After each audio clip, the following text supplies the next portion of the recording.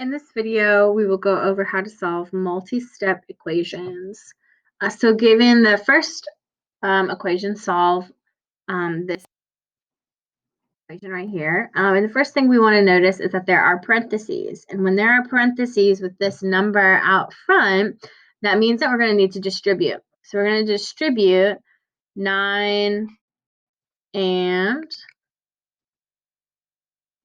So we're going to do 9 times 3x, which 9 times 3 is 27x. Then we're going to do 9 times 6, which is 54.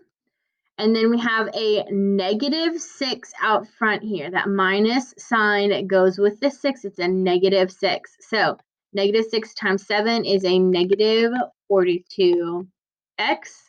Negative 6 times a negative 3 is a positive 18. And all of that equals 12. Now I'm going to combine like terms on the left side.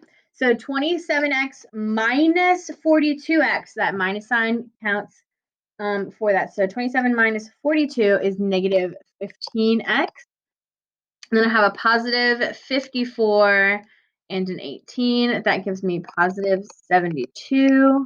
When I combine the 54 and the 18, all of that equals 12. Now from here, I'm going to subtract 72 from both sides so that I have x left on the left side, and there's no x's on the right side. So 12 minus 72 is negative 60. So negative 15x equals negative 60. I'm going to divide each side by negative 15 to leave x completely by itself. So negative 60 divided by 15 gives me 4. So x equals 4.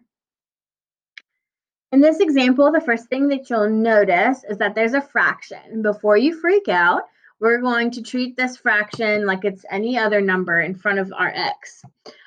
So I can add 4 to both sides. And so I'm left with x over 7 equals 8.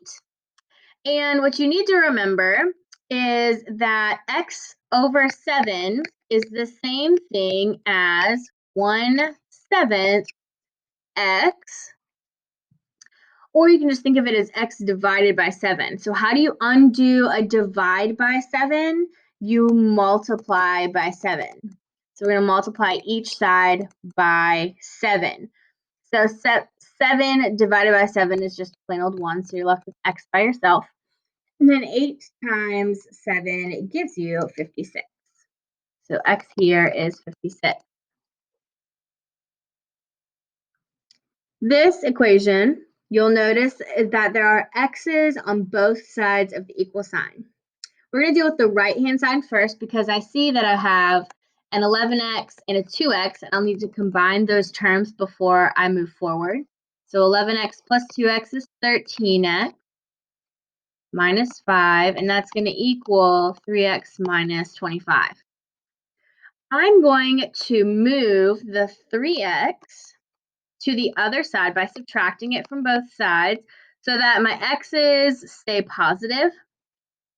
So that gives me 10x minus 5 equals negative 25. Still have that minus sign there. I'm going to add 5 to both sides.